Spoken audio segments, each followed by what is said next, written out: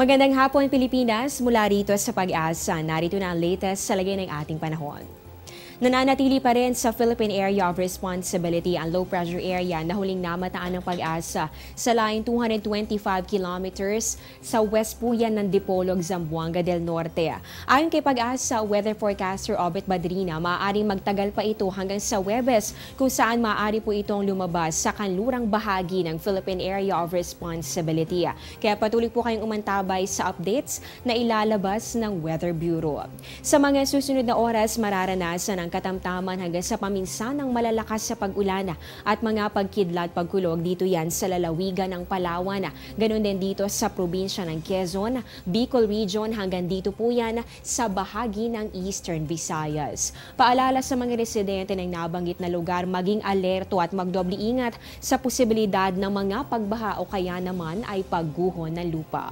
Dito naman sa Metro Manila, kagaya po ng pagbuhos ng mga deboto kahapon sa Feast of the Black Nazarene, bubuhos din ang light to moderate rains. Epekto rin po yan ng nasabing sama ng panahon. At same weather condition po dito yan sa natitirang bahagi pa ng Mimaropa, Calabarzon at sa natitirang bahagi rin ng Visayas. Samantala, maliban po dito sa low pressure area, patuloy din ang pag-iral nitong northeast monsoon o yung hanging amihan na makakaapekto pa rin sa ilang bahagi ng Luzon.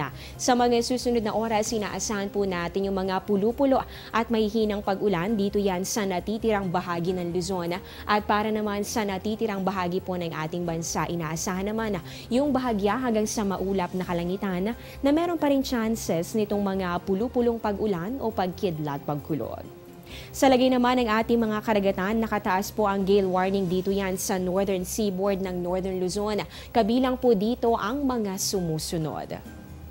Kabilang dyan ang baybayin ng Batanes, Calayan, Babuyan, ganun din ang northern coast ng Cagayan at ganun din ng Ilocos Norte.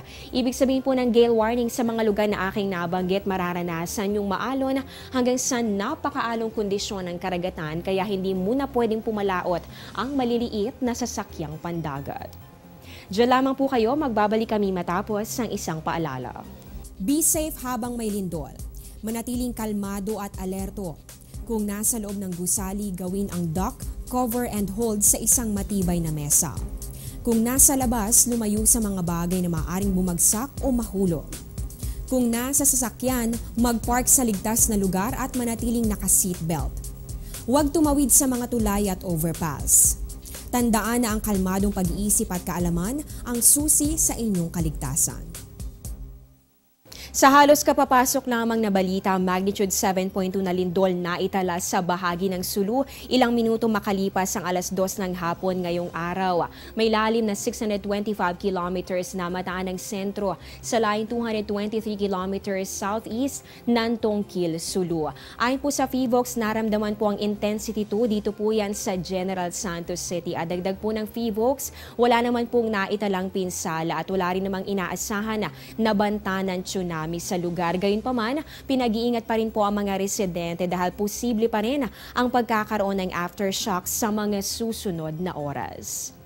Samantala, balik naman tayo sa lagay ng ating panahon. Silipin po natin ang inaasahang weather conditions sa mga susunod na araw.